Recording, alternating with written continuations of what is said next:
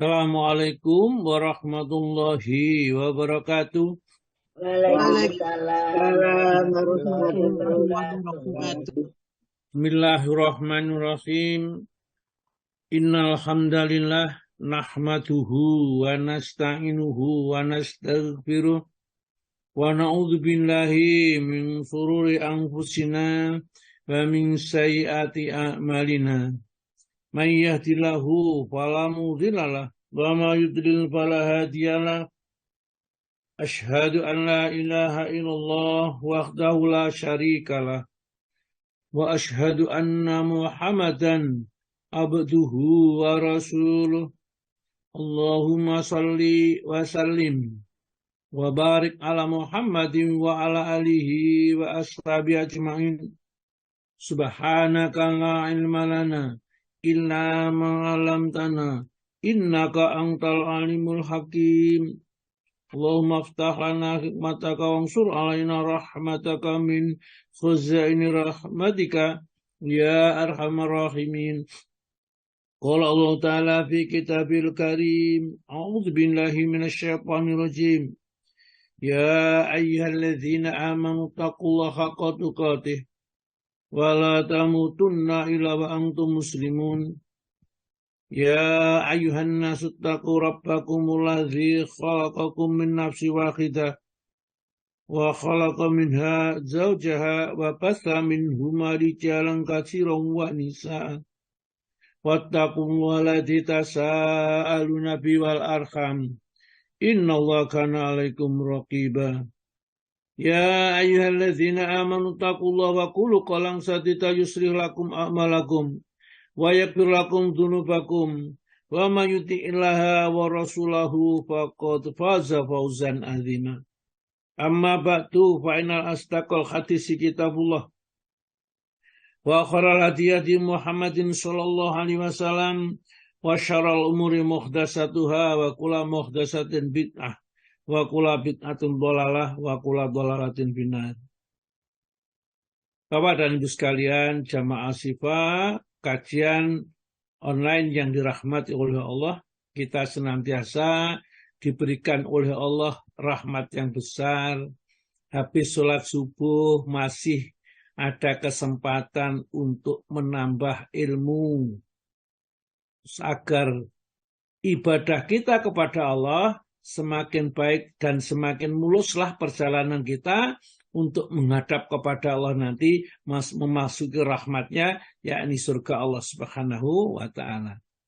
Orang-orang yang baik akan dikumpulkan bersama-sama orang baik, dan orang jahat akan dikumpulkan bersama-sama orang jahat, dan nanti manusia itu akan dikumpulkan oleh Allah di akhirat, ya, sesuai dengan bagaimana mereka tersebut tatkala meninggal dunia.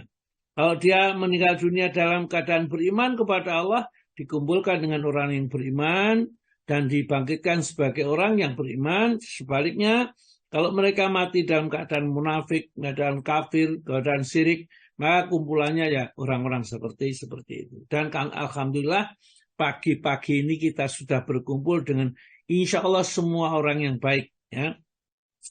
Pagi ini ayat yang kita baca ini, ya, yang akan dibaca Bu Lina nanti, memang saya pilihkan ayat yang menerangkan kepada orang yang bakhil, ya. Orang yang biasanya orang tuanya berbuat baik, kemudian tiba-tiba setelah orang tuanya meninggal, tidak melanjutkan kebaikan yang dikerjakan oleh orang tuanya, tapi sebaiknya dia malah melakukan satu keburukan. Maka nikmat-nikmat yang Allah yang akan diberikan kepadanya atau yang biasa diberikan kepada orang tuanya yang baik itu, tatkala turun kepada ahli waris, ya, kepada anak-anaknya, maka akan jadi malapetaka baginya. Ini satu pelajaran buat kita. Sebenarnya pelajaran itu pada saat ayat itu turun, itu adalah untuk orang-orang musyrik Mekah, itu diceritani oleh Allah, diberi sejarahnya orang-orang yang dihancurkan oleh Allah seperti itu. Maka harus hati-hati orang yang menerima ahli waris dari orang tuanya. Ini jangan kita merasa bahwa kita sudah dapat banyak, gak usah kerja, tapi berkahnya tidak ada. Ya. Maka sekali lagi orang tua itu tetap saja bagaimanapun kondisinya, maka tetap seorang anak wajib menghormati orang tua. Bahkan saya membaca dalam satu riwayat yang cukup panjang, ada seorang ini ya yang mestinya dia tidak disiksa di dalam neraka ya. Hanya karena pernah mengatakan kepada orang tuanya tatkala di dunia itu kalimat saja ya. Satu kalimat yang mungkin buruk tapi kecil sekali nilainya, maka dia akan berpindah dari mestinya bertempat di surga atau minimal di Al-A'raf, maka mereka menjadi dilemparkan ke dalam neraka. Maka hati-hati dengan orang tua ini. Orang tua adalah kalau orang Jawa mengatakan Gusti Allah katon gitu ya. Jadi Tuhan yang kelihatan, artinya harus taat kepada orang tuanya setelah kita taat kepada Allah dan tidak syirik kepada Allah. Nah, di sini ada cerita yang menarik, nanti kita akan bicarakan, bahas. Kalau nanti ternyata kita juga tidak sampai kepada materi yang kita akan sampaikan, tapi yang jelas kita sudah sampai Al-Quran kepada kita. Jadi tekanan saya memang ya dari di sini ada Al-Quran ini harus sudah sampai kepada kita semuanya nanti sebelum kita dipanggil oleh Allah Ta'ala. Jangan ada satu ayat pun yang kita tidak tahu. Sehingga kita mempunyai alasan di sisi Allah tatkala ditanyakan, kenapa kamu sudah sampai tidak tahu, kita tidak bisa menjawab apa-apa. Nah, maka saya ambil mungkin yang tidak membosankan. Kalau urut itu kadang-kadang membosankan. Saya sebenarnya kepingin sih urut mulai surat Al-Baqarah, surat Al-Imran, surat An-Nisa, surat Al-Maidah dan seterusnya. Namun ya saya sementara ini dulu ya. Nanti kalau kita sudah betul-betul dengan Al-Quran itu menyatu hati kita, maka ayat apapun yang kita baca maka akan bisa menimbulkan keimanan yang dalam kepada diri kita. Baiklah, monggo silakan Ibu Lina yang akan membacakan surat nomor 68 yaitu surat Al-Qalam. Surat ini turun kedua setelah surat Al-Alaq, Al-Qalam, kemudian surat Muzammil, surat Al-Mudaththir, surat Al-Fatihah dan seterusnya. Ya, maka monggo silakan dibaca Bu. Pelan-pelan diterjemahkan juga nanti. Ayo sampai ayat berapa Bu? 30 Ustaz. Nah, kalau Bu Lina 33 Bu. Ya. Masya Allah. Saya tambah bonus. Ya Ustaz. Assalamualaikum warahmatullahi wabarakatuh. Waalaikumsalam warahmatullahi wabarakatuh. أعوذ بالله من الشيطان الرجيم بسم الله الرحمن الرحيم إنا بلوناهم كما بلونا أصحاب الجنة إذ أقسموا ليصرمنها مصبحين ولا يستثنون فطاف عليها طائفة من ربك وهم نائمون فأصبحت كالصريم فتنادوا مصبحين أن اغدوا على حرثكم إن كنتم صارمين فانطلقوا وهم يتخافتون ألا يدخلنها اليوم عليكم miskin.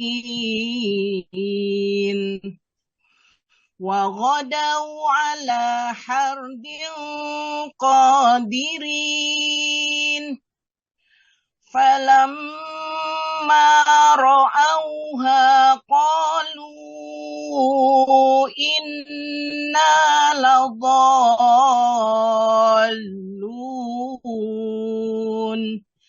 bal nahnu mahrumun. Qala awsatuhum alam aqul lakum laula tusabbihun. Qalu subhana rabbina inna kunna zalimin.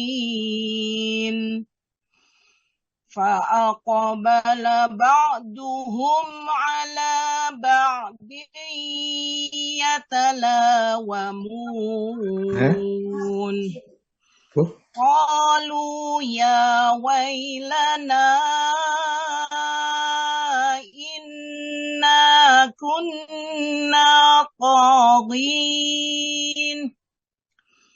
Asa rabbuna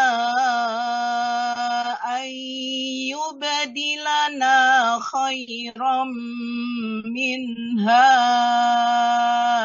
inna ila rabbina ragibun.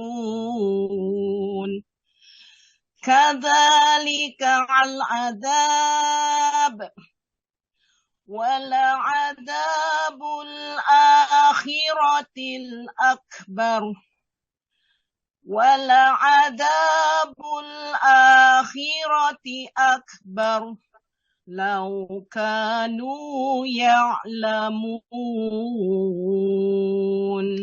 Sadaqallahul azim. Sadaqallahul azim. Terjemahan surat Al-Qalam, surat ke-68, ayat 17 sampai dengan ayat 33. Aku berlindung kepada Allah dari segala godaan syaitan yang terkutuk dengan menyebut nama Allah yang Maha Pengasih lagi Maha Penyayang.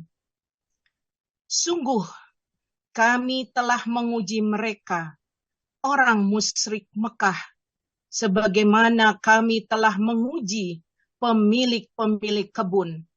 Ketika mereka bersumpah, pasti akan memetik hasilnya pada pagi hari.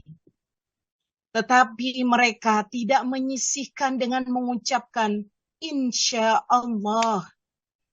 Lalu kebun itu ditimpa bencana yang datang dari Tuhanmu ketika mereka sedang tidur. Maka jadilah kebun itu hitam seperti malam yang gelap gulita. Lalu pada pagi hari mereka saling memanggil, pergilah pagi-pagi ke kebunmu jika kamu hendak memetik hasil. Maka mereka pun berangkat sambil berbisik-bisik. Pada hari ini, jangan sampai ada orang miskin masuk ke dalam kebunmu. Dan berangkatlah mereka di pagi hari dengan niat menghalangi orang-orang miskin. Dan berangkatlah mereka di pagi hari dengan niat menghalangi orang-orang miskin, padahal mereka mampu menolongnya. Maka ketika mereka melihat kebun itu, mereka berkata, sungguh kita ini benar-benar orang-orang yang sesat. Bahkan kita tak memperoleh apapun. Berkatalah orang yang paling bijak di antara mereka, bukankah aku telah mengatakan kepadamu, mengapa engkau tidak bertasbih kepada Tuhanmu? Mereka mengucapkan, Maha suci Tuhan kami. Sungguh kami adalah orang-orang yang zalim.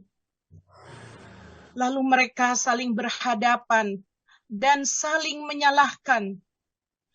Mereka berkata, celaka kita. Sesungguhnya kita orang-orang yang melampaui batas. Mudah-mudahan Tuhan memberi ganti kepada kita dengan kebun yang lebih baik daripada yang ini.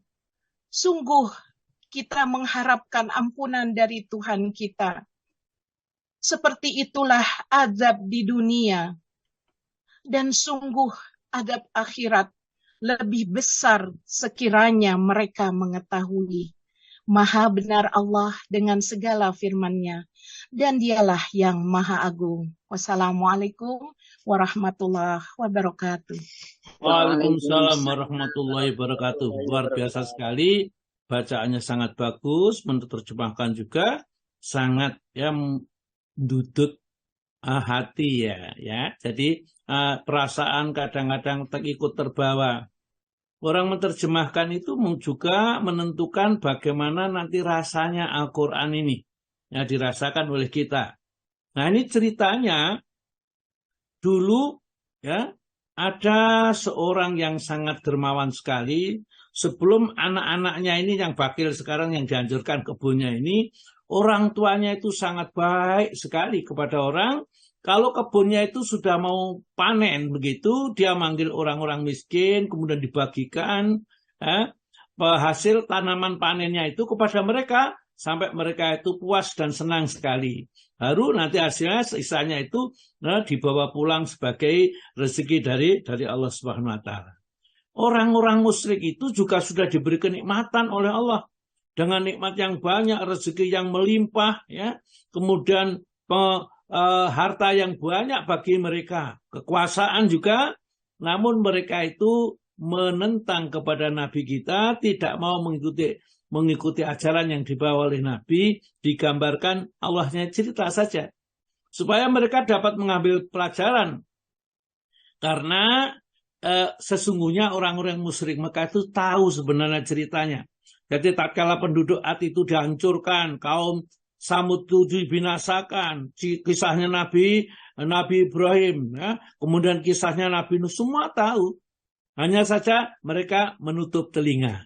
Jadi pada ayat ini Allah memulainya, inna balawnahum, sesungguhnya kami telah menguji mereka, yaitu orang musyrik Mekah itu dengan kenikmatan yang luar biasa. Kama balawna ashabal jannah, sebagaimana kami telah menguji pemilik kebun, ya, pemilik kebun atau samu tatkala mereka bersumpah layasrimunaha musbihin, mereka nanti benar-benar akan memetik hasilnya, karena kebun itu sudah dilihat, panennya sudah jelas besok.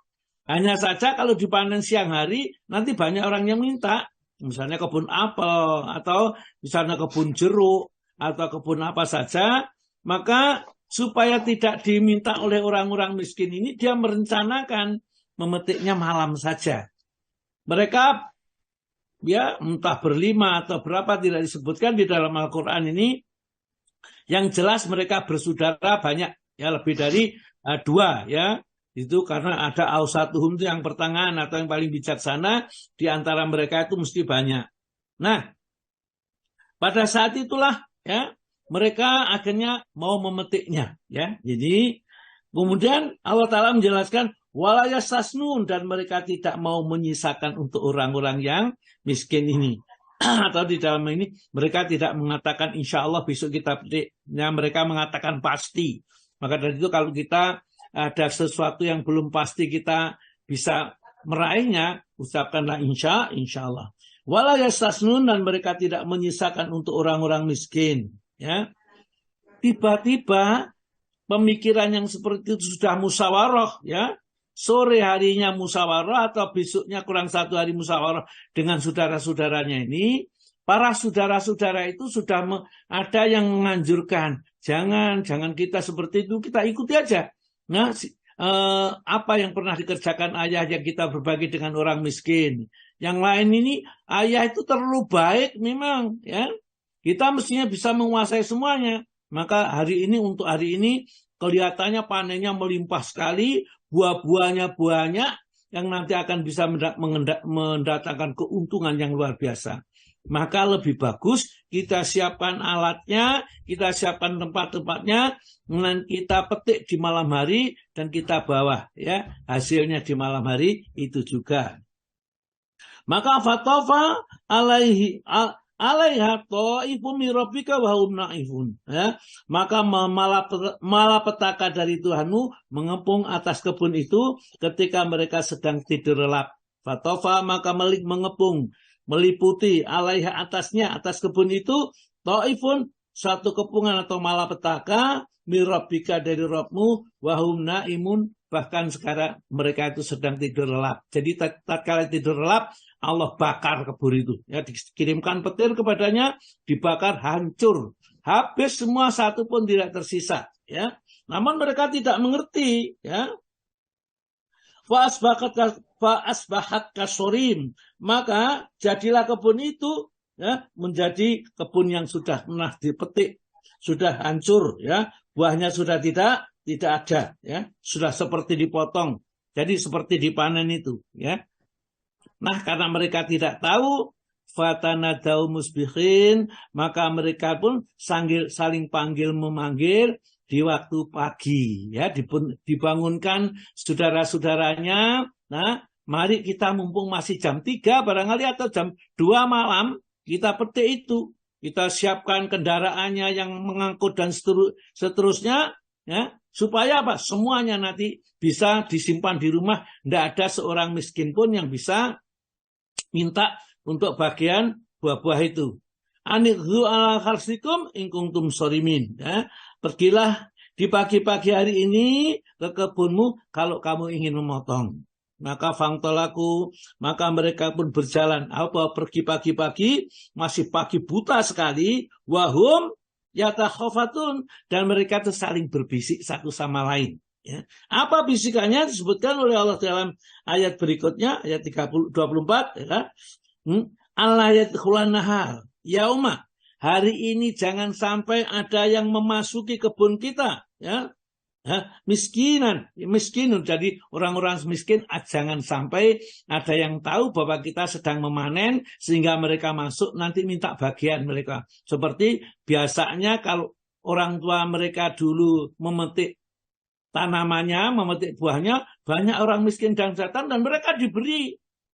Itulah sebabnya kalau harta diberikan, tidak akan harta itu menjadi berkurang. Barokah sekali. Dimakan 1 tahun masih cukup, kemudian dikasihkan anaknya, istrinya, kemudian disedekah lagi juga masih cukup. Berkahnya orang yang baik. Jadi ceritanya barangkali mungkin buat kita juga. Kalau kita simpan harta yang kita miliki itu, perhatikanlah rumah yang kita miliki, gedung yang tinggi itu, keindahan perabot rumah tangganya, ya, kemudian kendaraan yang sangat mewah kita miliki, tinggal berapa hari kita miliki, sebentar lagi kita tinggalkan dan kita tidak akan mendapatkan bagian apa-apa, bahkan dapat laknat dari Allah kalau kita nanti tidak bisa memanfaatkan tatkala kita masih hidup. Jangan sampai sekali-kali hari ini ada orang miskin yang masuk kepada kebun kita untuk minta bagiannya. Maka maka mereka pagi-pagi sudah berangkat pagi buta untuk menghalangi orang-orang miskin itu supaya jangan ada yang masuk ke dalam kebunnya. Padahal mereka ala khardin qadirin, untuk menolong mereka bisa, berbagi sedikit bisa, ya. Misalnya panen apel atau panen jeruk atau panen semangka barangkali, ya, itu bisa berbagi. Orang itu dikasih 1 buah semangka atau 2 buah semangka, senengnya luar biasa. Dan yang kita bawa pulang masih banyak. Ini orang-orang itu saya masih ingat dulu waktu saya kecil itu, ya, orang yang menuai jagung itu, panen jagung itu malam hari panennya. Kenapa? Nanti kalau siang hari orang siapa minta jagung untuk dibakar, ya, untuk di jagung bakar itu, ya. Maka dipanen malam hari. Ternyata di dalam Al-Quran ceritanya juga ada model seperti itu, ya. Kemudian kata Allah di dalam surah ayat 26, "Falamma maka tatkala ra'auha," mereka melihat kebun itu yang sama sekali tidak seperti yang dibayangkan, qalu, mereka berkata, "Innaladzallun," kami benar-benar tersesat. Ini kok bukan sepertinya kebun kita, tapi kok tidak ada buahnya sama sekali. Ini bukan kebun kita. Barangkali kita tersesat ini. Diamati, ya, kebun sebelah kiri kanan, iya ini benar kebun kita. Maka sebenarnya mereka tidak tersesat. Benar, kebun yang terbakar itu adalah kebunnya, ya. Dan bahkan dia mengatakan, "Bal nahnu mahrumun," bahkan kami terhalang untuk mendapat sedikit saja hasil, tidak ada. Ini gara-gara kerakusannya, ya. Kerakus yang dia dimilikinya ini tidak mau berbagi dengan orang lain, maka akhirnya Allah hancurkan. Ya, barangkali kita bisa ada sebagian mungkin ya saking imannya tidak mau berbagi dengan orang lain, hartanya dirampok, kena banjir, kena tsunami, ya. Ini karena mereka tidak mau berbagi dengan orang lain sama sekali. Dikiranya kalau sudah miliknya itu miliknya penuh, tidak ada hak-hak untuk orang miskin. Itulah di dalam agama kita ada li zakati fa'ilun, ya walladzina hum li zakati fa'ilun, orang yang calon beruntung itu tentu senang menunaikan zakat, dan zakat itu terus dikeluarkan selagi kita punya barang simpanan yang lebih 1 nisab, ya, 1 batas harga ini. Jadi tidak 1 kali. Ada yang berpendapat ini tahun kemarin saya sudah keluarkan zakat, maka saya sekarang tidak zakat lagi. Ini salah, ya. Zakat terus dikeluarkan selama harta kita masih memenuhi, ya, 1 nisab atau lebih, itu dikeluarkan zakatnya. Sampai kita tidak zakat lagi kalau sudah kurang 1 nisab. 1 nisab itu 85 gram emas murni atau 86 gram emas murni. Ya, sekitar 80 juta lebih, ya. Itu baru disuruh zakat. Kalau kita punya 10 juta, 20 juta, 50 juta, tidak wajib zakat. Ya, Allah tahu seperti itu. Hanya kalau kita sedekah, tetap saja kita dianjurkan untuk sedekah, ya. Maka tatkala mereka merasa bahwa tidak mendapatkan hasil sama sekali, bal nahnu mahrumun, qala awsatuhum, berkatalah orang yang paling bijaksana di antara mereka, orang yang pertengah-tengah itu, yang tadi sudah mengingatkan sebelum memanen di malam hari itu, hendaklah kita tetap aja jangan ditinggalkan kebiasaan ayah kita yang sudah baik mau berbagi itu, maka mereka tetap saja didukung oleh saudara-saudara yang lain supaya kita mendapatkan hasil yang banyak dipanen malam hari saja, ya. Qala satu, berkata orang yang paling bijak di antara mereka, alam aku lakum, yes Thomas, atau D, ya, bukankah sudah aku katakan kepada kalian, laula tusabbihun, kenapa kamu tidak bertasbih memuji Allah, ya, bertasbih memuji Allah, bersyukur kepada Allah atas rezeki yang diberikan lewat buah-buahan atau tanaman yang menghasilkan buah yang banyak. Justru sebaliknya kalian jadi bakhil. Laula tusabbihun, ya. Maka jangan salahkan kalau hari ini kita tidak mendapatkan bagian apa-apa dari yang kita miliki ini. Karena itu adalah dampak kebakilan yang dimilikinya. Mari kita jadikan pelajaran ini. Tidak hanya orang musyrik Mekah yang diberi pelajaran oleh Allah Ta'ala, untuk kita semua ini. Bakhil itu malah sungguh buruk. Seandainya orang yang bakhil tahu tentang keburukan orang bakhil, dan kebaikan orang dermawan, maka tidak mungkin ada seorang di dunia itu yang bakhil terhadap hartanya. Karena semua harta yang dikeluarkan untuk membantu orang lain, itu kembali kepada dirinya sendiri. Dan itulah yang menyelamatkan kita dari kobaran api neraka yang menyala-nyala. Maka orang yang mau mati itu, ya, laula akhortani ila ajalin qarib fa asaddaq wa aku minas sholihin. Ya Allah, tolong diberi tangguh aja kematian itu, barang sejenak 1 hari mungkin, atau 2 hari, atau 1 minggu, kalau bisa 1 tahun, kalau nggak bisa 1 jam saja. Untuk apa? Fa'asadaka, akan bersedekah, wa aku minas sholihin, akan termasuk orang yang soleh. Kita lihatlah, ya kita punya apa di rumah kita, semuanya sudah punya. Tapi tatkala kita diajak bersedekah, ya kita beratnya luar biasa. Itulah pandainya setan. Setan paling berhasil menggoda manusia itu lewat harta yang kita miliki. Ya, dan itu yang menyelakakan kita kalau kita tidak segera sadar. Ya, sebelum malakul maut memanggil kita. Nanti kalau dipanggil oleh Allah orang yang tidak suka bersedekah itu, walau tara idzil mujrimuna nakisuru usim inda rabbihim. Rabbana absarna wasafina farjina na'mal salihan inna muqinun. Ya Allah, kembalikan lagi kami ke dunia ini. Saya sudah melihat dan sudah mendengar betapa baiknya orang yang suka bersedekah dan jahatnya orang yang bakhil ini, ya. Dan mereka tahu di mana tempat mereka orang yang dermawan, di mana tempatnya orang yang bakhil. Maka minta dikembalikan di dunia. Allah jawab langsung, walau syi'na la'ataina kulla nafsin hudaha. Kalau kami mau, semua orang saya beri petunjuk begitu saja. Hatinya dermawan, baik hati, dan lain-lainnya. Seperti malaikat itu tidak pernah berdosa, Allah Ta'ala mampu. Namun manusia itu diberi akal, pikiran yang bisa membedakan mana yang baik, mana yang buruk, mana yang menuju surga, mana yang menuju neraka, dari kebahagiaan atau kesengsaraan itu pilihan, ya, pilihan dari kita sendiri. Ya, jangan menyalahkan Allah. Saya sudah ditakdirkan jadi maling. Siapa tahu kalau kita ditakdirkan jadi maling. Nah, kita jadi maling karena kita memang kepingin jadi maling, koruptor. Ya, itu kalau sudah terjadi ya sudah takdir memang kalau terjadi. Sebelumnya itu tidak ada yang tahu. Kita disuruh menjadi orang yang baik-baik, tiba-tiba kita malah menjadi orang yang tidak baik. Baik, kita lanjutkan. Kemudian kalau mereka akhirnya mengatakan subhana rabbina maha suci Rabbu. Jadi tatkala Allah menghancurkan kebun itu, tidaklah Allah bersikap zalim kepada mereka. Namun itu adalah buah karya atau hasil yang diperoleh dari kebakilan yang mereka miliki ini. Sedangkan Allah subhana rabbina, dia menyatakan bahwa Allah maha suci dari segala macam tindakan yang tidak baik atau zalim ini. Inna kunna zalimin, sesungguhnya kami sendiri yang zalim. Mestinya kamu itu mau berbagi dengan orang-orang miskin padahal kami bisa berbagi, namun sebaliknya rakus dan tamak itulah yang menguasai dirinya sehingga tidak mau berbagi dengan yang lain, ya. Akhirnya apa yang terjadi? Ini sahabat setengah kita, kalau sudah rugi bareng-bareng, ya, itu kongsi bersama, akhirnya rugi karena tidak dikeluarkan zakatnya per tahun itu. Akhirnya fa'aqbala ba'duhum ala ba'din yatalawamun. Maka mereka saling berhadapan melihat ini, saling mencela, saling menyalahkan satu sama lain.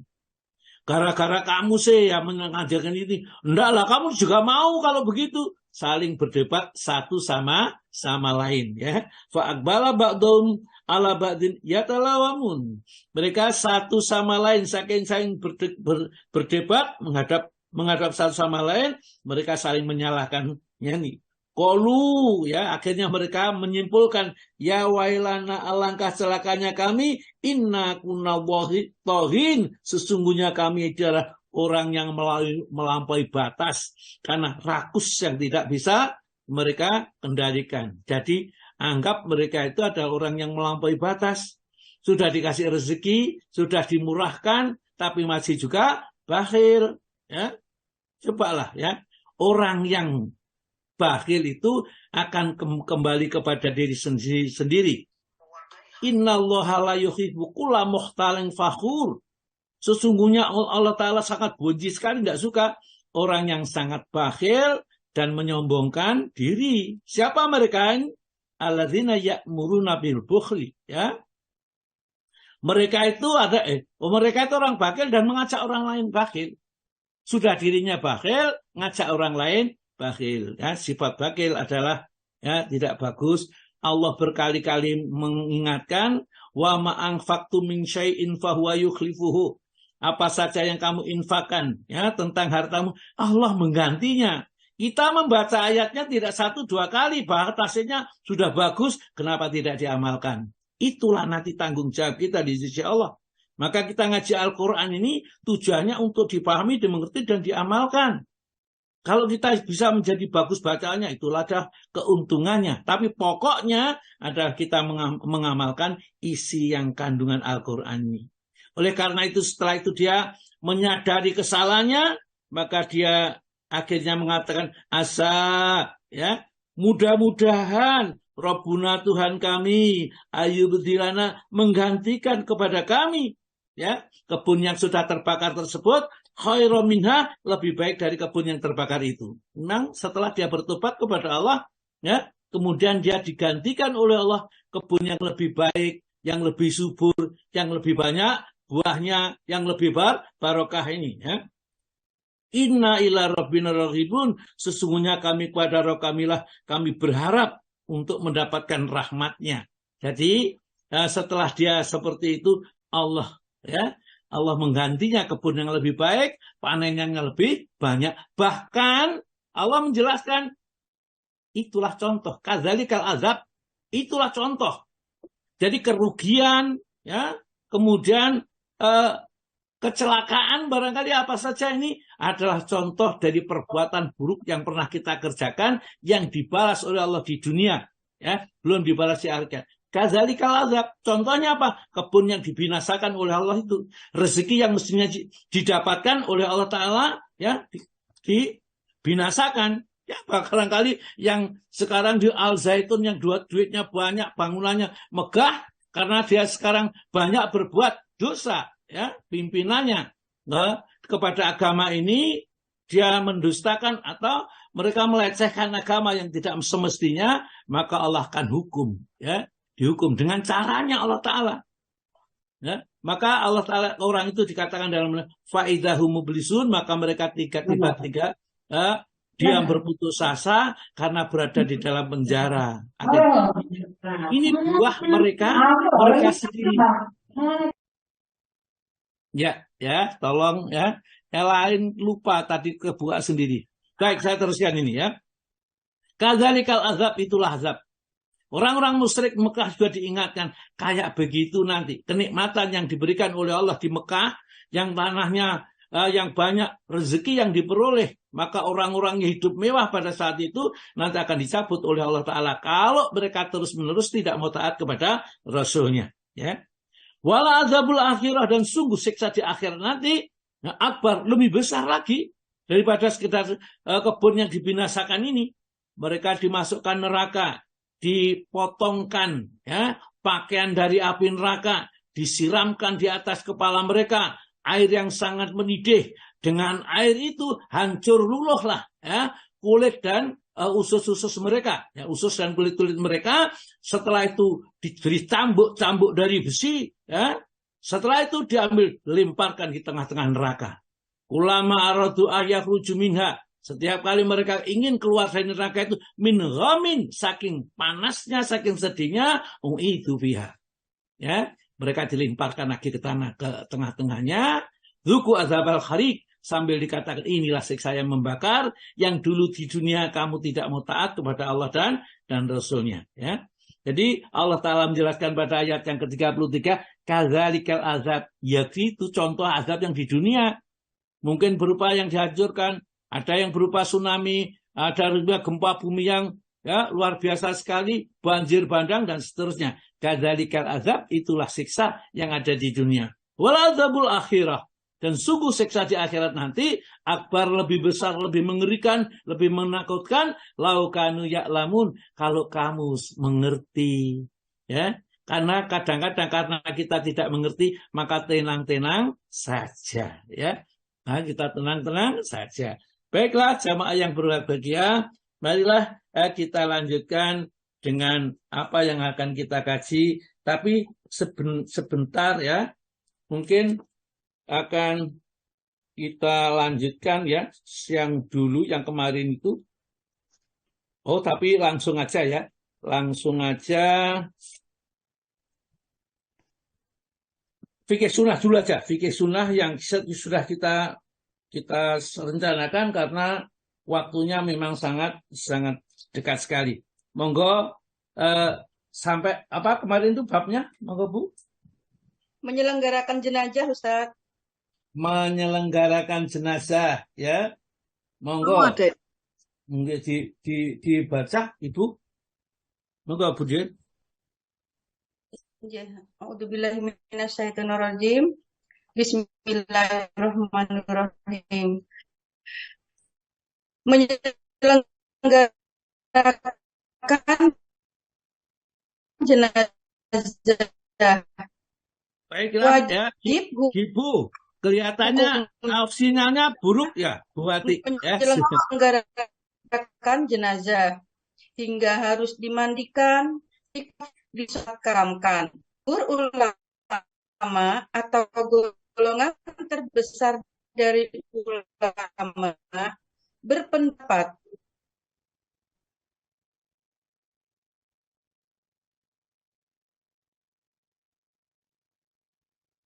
Wati. Baiklah, Bu Wati, mungkin karena Bu Wati di tempatnya sinyalnya sangat buruk, ini Bu tidak jelas Bu Wati, ya. Ya, Monggo, Pak Wati. kemudian ada yang lain, Pak Toma ada? mungkin. Ada Ustaz. Ya, Ya, Pak Tomo. Monggo Pak Tomo, suaranya yang jelas Pak Tomo kelihatannya. Bu Wati, mohon maaf Ya. ini sama sekali nggak putus-putus ya Bu ya. Nggih, putus-putus di Bu Wati. Monggo Pak Tomo. Menyelenggarakan jenazah. Wajib hukumnya menyelenggarakan jenazah sehingga harus dimandikan, dikafani, disembahyakkan, dan dimakamkan. Uraiannya adalah sebagai berikut.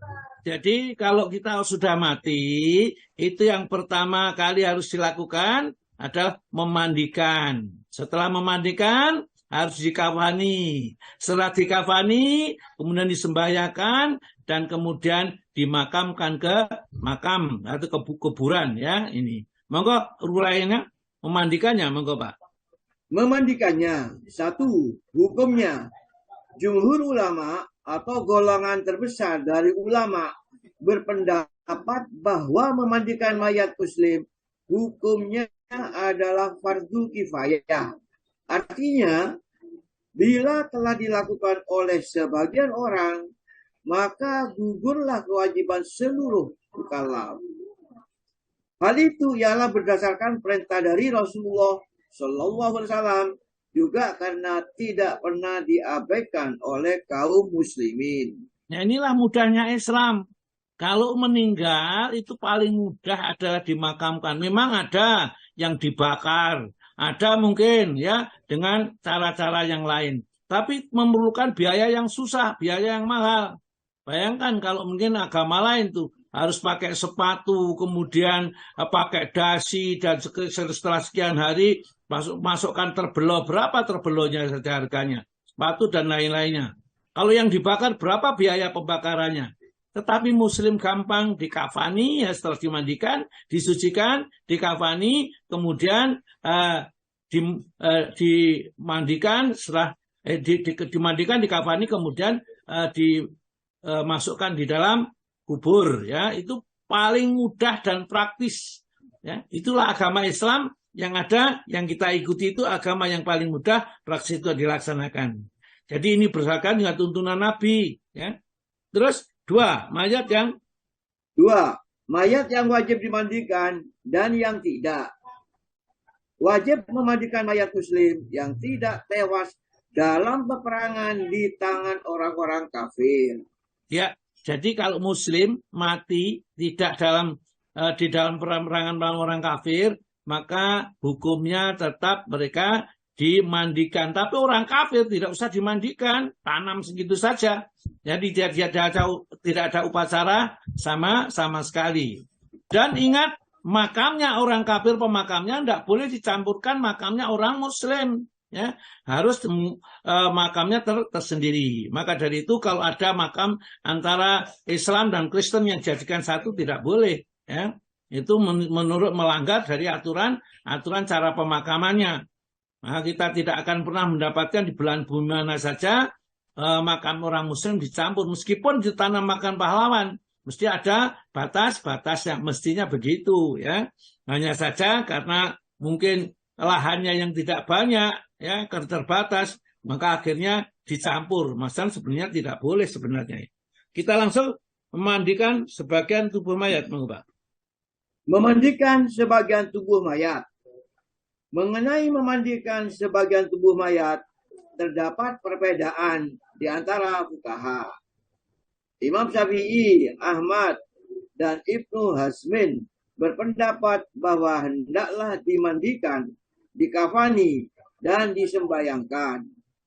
Berkata Syafi'i, kami mendapat berita bahwa di waktu perang Barunta, seekor burung menjatuhkan sepotong tangan manusia di Mekah. Maksudnya tangan itu adalah tangan Abdurrahman bin Itab bin Asid. Tangan itu dapat mereka kenali dengan cincin. Maka tangan itu mereka mandikan dan sembayangkan, dan hal itu adalah di depan para sahabat. Ya, jadi kalau ini keputusan para sahabat bukan datang dari Rasul, ya. Dan karena di zaman Rasul tidak kita temukan orang yang mati, kita temukan hanya sebagian saja. Ini zaman sahabat, ya, kita tiba-tiba menemukan bagian tubuh, misalnya tangan, ya. Ini tangannya siapa? Sudah dikenali karena ada cincinnya, tangannya namanya Abdurrahman bin Itab bin Asid, ya. Akhirnya apa? Dimandikan, dikafani, kemudian dimakamkan. Meskipun cuma sebagian. Jadi kalau orang amputasi itu bagaimana? Kalau amputasi orangnya masih hidup, ya tidak lah, ya. Kalau diamputasi itu tidak disembayangkan, kemudian dimandikan, ya ditanam biasa saja. Kalau orangnya karena masih hidup orangnya. Terus Pak. Berkata Ahmad, Abu Ayyub menyembayangkan sepotong kaki, sedangkan Umar menyembayangkan tulang belulang. Dan menurut Ibnu Hazmin, hendaklah disembayangkan apa yang ditemukan dari tubuh mayat muslim. Ya, tubuh mayat muslim. Jadi bukan hasil misalnya operasi, kadang karena harus dioperasi kakinya, ya. Ini mulai lutut sampai ke bawah, ini harus dipotong karena membahayakan kehidupannya. Ini tidak lutut sampai ke bawah itu tidak usah disembayangi karena bukan bagian dari mayit. Terus Pak. Juga hendaklah dimandikan dan dikafani, kecuali jika berasal dari orang mati syahid. Katanya pula, hendaklah dalam menyolatkan sebagian tubuh mayat itu diniatkan menyolatkan keseluruhannya, baik jasad maupun ruh. Dan berkata Abu Hanifah dan Malik, jika ditemukan lebih dari separuhnya, hendaklah dimandikan dan disembayangkan. Lalu jika kurang, tidak perlu dimandikan, disembayangkan itu. Ya, ini karena tidak pernah terjadi di zaman Nabi, akhirnya ikhtilaf, terjadi perbedaan pendapat di antara para ulama. Itu wajar, ya, karena mereka hanya tatkala Nabi masih hidup tidak mendapatkan peristiwa seperti itu. Akhirnya yang ada para sahabat kok melakukan, maka apa yang dilakukan oleh sahabat yang tidak ditentang oleh sahabat yang lain itu adalah sesuatu yang boleh diamalkan. 4, Pak. 4. Orang yang mati syahid itu tidak dimandikan. Orang yang mati syahid yang tewas dalam peperangan di tangan orang-orang kafir tidaklah dimandikan, walau ia keadaan junub sekalipun. Maksudnya syahid yang junub tidak perlu dimandikan. Ini adalah pendapat golongan Maliki dan yang lebih sah dari mazhab Syafi'i. Juga pendapat Muhammad dan Abu Yusuf. Alasannya ialah bahwa antara mati syahid dalam keadaan junub dan tidaklah dimandikan oleh Nabi Shallallahu Alaihi Wasallam. Jadi alhamdulillah itu pada saat perang, ya, ada peperangan atau perang Uhud atau yang lain, ya, keterangannya tidak jelas bahwa begitu disuarakan jihad, ya, langsung dia mengambil pakaian perangnya, mengambil kudanya, berangkat. Padahal dia tadi malam kumpul sama istrinya dan belum mandi jenazah, ya, mandi janabat, ya. Oleh karena itu tatkala dia meninggal ternyata oleh Nabi itu tidak dimandikan meskipun dia dalam keadaan junub, ya. Itulah akhirnya diambil satu kesimpulan bahwa orang yang mati syahid itu meskipun dalam keadaan junub maka tidak dimandikan. Ya, alasannya nanti ada. Terus Pak, baca. Ia dikafani dengan pakaian yang baik untuk kain kafan. Ditambah jika kurang. Sebaliknya dikurangi jika berlebih dari tuntunan sunnah. Lalu dimakamkan dengan darahnya tanpa dibasuh sedikit pun juga. Diriwayatkan oleh Imam Ahmad bahwa Rasulullah SAW bersabda, yang artinya, janganlah kamu mandikan mereka, karena mereka luka atau setiap tetes darah akan semerbak dengan bau yang wangi pada hari kiamat. Dan beliau menyuruh agar para syuhada dari perang Uhud dikuburkan dengan darah mereka tanpa dimandikan dan disembayangkan. Ya, jadi kalau perang Uhud itu, ya lah, kalau disembayangkan masih disembayangkan Pak. Kalau yang dimandikan tidak dimandikan seperti paman Nabi Hamzah itu meninggal dunia, itu disembayangkan berkali-kali. Ya, tidak hanya satu kali disembayangkan, berkali-kali disembayangkan. Karena begitu yang lain setelah disembayangkan diambil, sedangkan jenazahnya Hamzah masih tetap ditinggalkan. Terus Pak. Berkata Syafi'i, tanpa dimandikan dan disembayangkan itu, maksudnya mungkin agar mereka menemui Allah dengan membawa luka-luka mereka. Karena ada yang keterangan bahwa bau darah mereka itu adalah seperti bau kasturi. Dan dengan mendapat kemuliaan dari Allah, mereka tidak perlu disolatkan lagi. Juga maksudnya ialah hendak meringankan beban kaum muslimin yang tinggal. Apalagi di kalangan pejuang-pejuang itu tentu ada yang luka-luka atau merasa khawatir musuh akan kembali buat mengambil keluarga-keluarga dari mereka. Jadi hikmahnya diantaranya supaya tidak terlalu ribet, ya, karena juga darahnya orang yang mati syahid nanti akan dibangkitkan, ya, dia dibangkitkan dengan luka-lukanya bahwa menunjukkan dia adalah mati syahid, dan darahnya akan berbau wangi, oleh karena itu tidak dimandikan. Dan hikmah yang lain adalah supaya para sahabat tidak terlalu susah, terlalu ribet untuk memandikan masing-masing. Ini kan banyak sekali yang meninggal di dalam jihad di jalan Allah itu, untuk memudahkan saja supaya nanti orang kafir justru di saat kita sedang sibuk memandikan jenazah dan seterusnya menyembayangi, maka mereka datang dan menyerang kaum muslimin. Ada pula, Pak. Ada pula yang mengatakan bahwa hikmahnya mereka tidak disolatkan itu ialah karena sholat adalah terhadap mayat, sedangkan orang yang mati syahid itu masih hidup. Atau bahwa sholat itu merupakan syafaat, sedangkan para syuhada tidak memerlukannya. Bahkan mereka lah yang akan memberikan syafaat kepada orang lain. Ya, itu diantaranya itu pendapat, bukanlah sabda Nabi, ya. Karena orang mati syahid itu kalau dalam Al-Quran jangan kamu kira mereka mati, bahkan mereka hidup mendapat rezeki. Maka dari itu tidak usah disolati. Ya. Ada yang berbicara gitu kan. Ada lagi yang mengatakan bahwa orang yang mati syahid itu akan memberi syafaat 70 ya, keluarganya. Dia yang memberi syafaat. Padahal sholat itu adalah untuk musyafaat atau doa-doa itu supaya bermanfaat bagi si jenazah. Padahal orang yang mati syahid itu sudah diampuni sejak tetes darah yang pertama. Itulah alasan-alasan yang diambil dari hikmahnya orang tidak disalatkan di dalam perang, yang mati di jalan Allah. Terus Pak 5. Para syuhada yang dimandikan dan disembayangkan. Ya, jadi ada syuhada yang dimandikan dan disembayangkan. Terus Pak. Adapun para korban yang tewas bukan terbunuh dalam peperangan di tangan orang-orang kafir, mereka disebut juga oleh agama sebagai syuhada. Golongan ini dimandikan dan disembayangkan. Rasulullah SAW telah memandikan orang yang meninggal dari golongan ini semasa hidupnya. Dan sepeninggalnya kaum muslimin memandikan Umar, Utsman, dan Ali Sedangkan semua mereka itu adalah orang-orang yang mati syahid.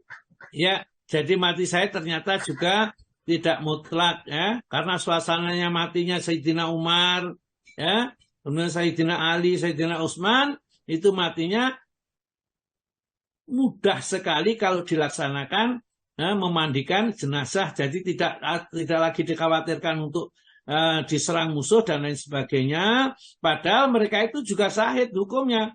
Seperti Sayyidina Umar bin Khattab sedang menyamai sholat subuh, ditusuk oleh Lu'lu' itu dia meninggal dunia. Sayyidina Utsman sedang membaca Al-Quran, kemudian dibunuh ya oleh orang Muslim sendiri ya. Demikian juga Sayyidina Ali juga dibunuh oleh orang Muslim sendiri di saat keluar membangunkan orang-orang untuk sholat subuh ya. Tapi mereka tetap dimandikan karena dianggap bahwa itu tidak di dalam peperangan, tapi di luar peperangan. Terus Pak. Di bawah ini kita sebutkan macam-macam syuhada.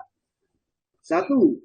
Diterima dari Jabir bin Atik bahwa Nabi SAW bersabda, ada 7 macam syuhada lagi selain dari syahid dalam perang. Maksudnya dalam perang sabil. Orang yang mati karena penyakit sampar adalah syahid. Orang yang terbenam adalah syahid. Orang yang kena kanker pada lambungnya adalah syahid. Orang yang sakit kolera adalah syahid. Orang yang mati terbakar adalah syahid. Orang yang ditimpakan reruntuhan adalah syahid. Dan wanita yang mati karena melahirkan adalah syahid. Ya, jadi syahid itu tidak hanya orang yang mati di dalam perang melawan orang-orang kafir sehingga mati, tapi nanti banyak ya di sini yang disebutkan dalam hadis itu ada 7 orang, di antaranya adalah orang yang mati terbakar, orang yang mati kena penyakit kanker, orang yang mati ya karena kena penyakit sampar, orang yang mati karena tenggelam dan seterusnya, termasuk wanita yang mati tatkala melahirkan itu dianggap syahid. Dan syahidnya di sini ya tentunya mungkin derajatnya di bawah syahid yang mati di jalan Allah, wallahu alam, tapi kita tidak mengerti. Yang jelas Nabi mengatakan juga syahid ya. Hadis ini diriwayatkan oleh Ahmad, Abu Dawud, Nasai dengan sanad yang sah, yaitu sanadnya sah, artinya bukan hadis dhaif. Yang kedua, Pak. 2. Dari Abu Hurairah bahwa Nabi SAW menanyakan kepada para sahabat, siapa sajakah yang kamu katakan matinya sebagai mati syahid? Maka ujar mereka, ya Rasulullah, siapa yang mati dalam perang sabil, maka ia adalah syahid. Sabda Nabi pula, kalau begitu hanya sedikit sekali syuhada dari golongan umatku. Kalau demikian, siapa-siapa lagi wahai Rasulullah? Tanya mereka pula. Maka ujar Nabi SAW, siapa yang terbunuh dalam perang sabil, maka ia syahid. Dan siapa yang mati dalam melaksanakan kewajiban yang ditugaskan Allah, ia adalah syahid. Siapa yang tewas karena penyakit sampar, ia adalah syahid.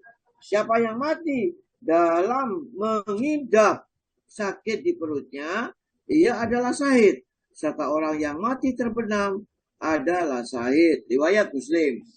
Ya, jadi ternyata banyak sekali yang syahid, bahkan termasuk kalau kita ngambil uang di bank ya untuk mengambil gaji orang, kemudian dirampok orang, kita pertahankan, kemudian kita ditembak atau apa, matinya termasuk mati syahid.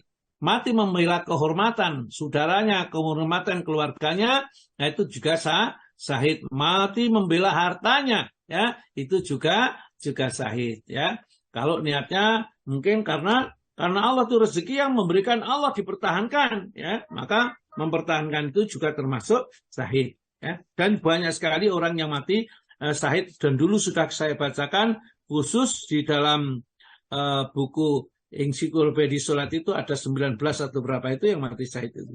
Kita lanjutkan hadis yang ketiga, monggo Pak. Ketiga, diterima dari Sa'id bin Sa'id bahwa Nabi SAW bersabda, siapa yang dibunuh karena mempertahankan hartanya, maka ia adalah syahid. Siapa yang dibunuh karena darahnya, ia adalah syahid. siapa yang dibunuh karena agamanya, ia adalah syahid. Dan siapa yang dibunuh demi membela keluarganya, ia adalah syahid. Riwayat Imam Ahmad, Tirmidzi yang menyatakan sahnya. Iya, jadi kalau gitu, kalau kita lihat di Masjidil Aqsa ya, orang-orang di Husum itu tembaki sama orang-orang Israel, syahid mereka. Maka mereka tidak takut ya. Kadang-kadang malah ya pasang badan ya biar ditembak tidak apa, tetap aja sholat. Padahal sudah yang lain itu diajar itu atau disiksa sama orang-orang Yahudi atau orang-orang Bani Israel yang ada di sana itu. Mereka tidak takut. Kenapa? Kalau mati dalam agama ini adalah syahid. Pergi ke masjid, tiba-tiba di tengah jalan ya ada keserempet mobil sehingga meninggal dunia, syahid ya. Ini ternyata umat Islam itu dikaruniai oleh Allah bentuk syahid yang bermacam-macam. Kita lanjutkan, orang kafir tidak perlu dimandikan. Orang kafir tidak perlu dimandikan. Tidak wajib bagi orang Islam memandikan orang kafir. Tetapi sebagian ulama membolehkannya. Menurut golongan Maliki dan Hambali, tidak perlu bagi seorang muslim memandikan keluarganya yang kafir. Begitupun mengkafani dan memakamkannya. Kecuali kalau dikhawatirkan hilang atau rusak, maka wajib dimakamkan. Berdasarkan hadis yang diriwayatkan oleh Imam Ahmad, Abu Dawud, An-Nasai, Al-Baihaqi, bahwa Ali radhiyallahu anhu berkata kepada Nabi SAW, paman Anda, si tua sesat itu meninggal. Ini maksudnya ayahnya sendiri. Maka Nabi SAW bersabda, pergilah kuburkan bapakmu dan jangan memberikan sesuatu pun pula. Juga engkau yang menemuiku. Cerita Ali dilanjutkan selanjutnya, maka saya pun pergilah buat menguburkannya. Lalu kembali kepada Nabi, disuruhnya saya mandi. Dan saya pun mandilah. Lalu saya didoakannya. Ya, jadi bapaknya sudah meninggal dunia. Inilah salah satu hadis yang mensunahkan, menganjurkan setelah memandikan jenazah itu disunahkan mandi. Tetapi kalau kita lihat ceritanya hadis ini hanya memandikan orang kafir itu yang kita disunahkan untuk mandi. Sedangkan untuk memandikan orang muslim kita tidak disunahkan untuk mandi. Perintah-perintah yang memerintahkan untuk memandikan itu menurut penelitian ulama ahli hadis, hadisnya itu cacat ya, tidak sahih.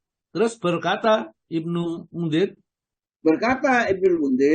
mengenai memandikan mayat kafir ini tidak diterima sunnah yang dapat diikuti. Ya, maksudnya yang sah tidak ada. Cara memandikan, monggo Pak, terus masih ada sedikit waktu. Cara memandikan, yang wajib dalam memandikan mayat itu ialah menyampaikan air 1 kali ke seluruh tubuhnya, walaupun ia sedang junub atau haid sekalipun. Lebih utama meletakkan mayit di tempat yang ketinggian, ditanggalkannya pakaiannya, dan ditaruh di atasnya sesuatu yang dapat menutupi auratnya. Syafi'i berpendapat lebih utama memandikannya dengan memakai kemeja. Jika kemeja itu tipis, tidak menghalangi masuknya air ke tubuh. Karena Nabi SAW dimandikan dengan memakai kemeja. Tetapi yang lebih kuat ialah bahwa memakai kemeja itu adalah khusus bagi Nabi SAW. Menanggalkan pakaian mayat kecuali sekedar penutup aurat lebih populer. Ya, jadi Rasulullah, kenapa Rasulullah kok dimandikan dengan bajunya ya? Karena tidak ada yang berani membuka ya Pak, bajunya Nabi, melihat auratnya tidak ada yang berani ya. Oleh karena itulah maka dimandikan bersama-sama pakaiannya ya. Ini khusus Nabi. Jadi yang lain tetap aja tatkala dimandikan dilepas pakaiannya kemudian ditutup aurat mughaladahnya ini, kemudian dimandikan dengan cara membasuh anggota wudhu, dan nanti di berikutnya ada beberapa tata cara memandikan jenazah. Kita lanjut dulu Pak, monggo. Ini jika mayat itu bukan mayat seorang anak kecil. Ketika memandikan itu tidak boleh hadir kecuali orang yang diperlukan kehadirannya. Dan hendaklah yang akan memandikan itu orang yang jujur, soleh, dan dapat dipercaya, agar ia hanya menyiarkan dan pengalamannya nanti di mana-mana. Maksudnya pengalamannya nanti mana-mana yang baik dan menutupi mana-mana yang jelek. Jadi memandikan jenazah kita tidak boleh nanti yang tidak diperlukan hadir meskipun anaknya.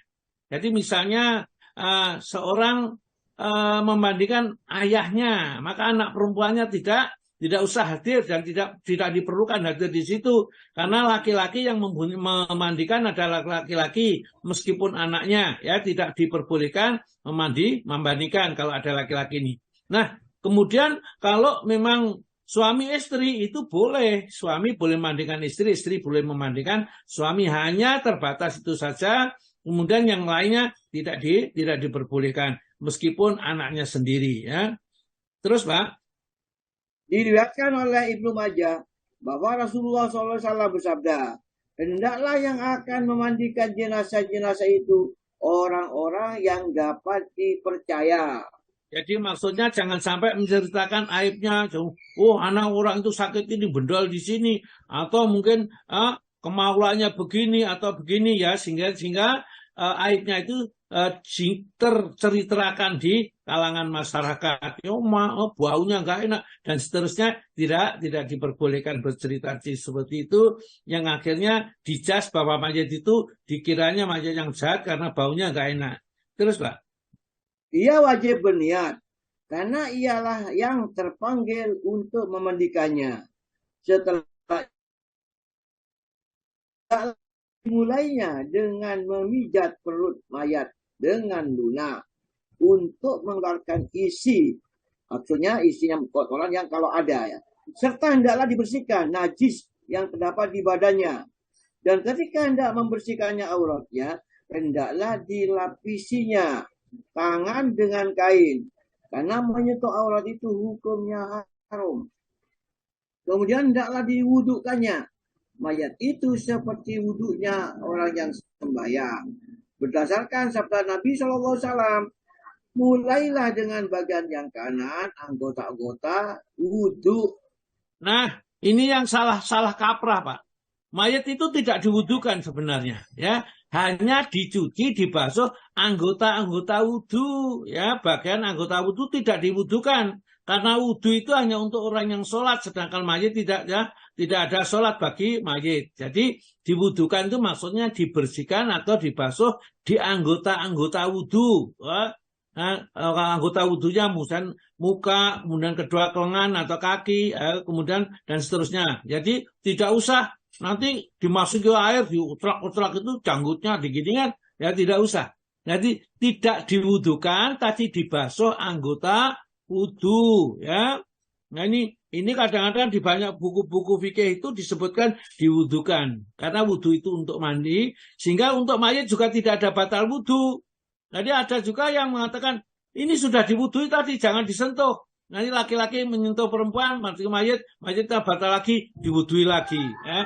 Inilah yang perlu diluruskan supaya kita tidak salah untuk menanggapinya. Sedikit lagi Pak, monggo. Juga untuk membaru-barui ciri-ciri orang mukmin dengan terlihatnya bekas putih dan cemerlang.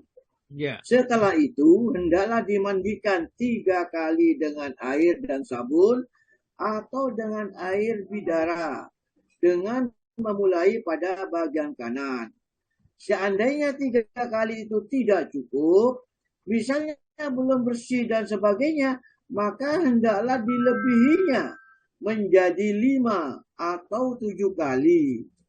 Dalam buku Sahih tertera bahwa Nabi SAW bersabda kepada wanita-wanita, mandikanlah jenazah-jenazah itu ya secara ganjil 3, 5 atau 7 kali atau boleh lebih jika dipandang perlu. Ya, itu ya, sampai di sini dulu. Sementara kita lanjutkan pada pertemuan berikutnya. Kita tandai, Pak. Tolong ditandai sampai di mana nanti kita bisa, kalau sudah, ini kita mencoba mempraktekkan bagaimana cara membandingkan jenazah. Ya.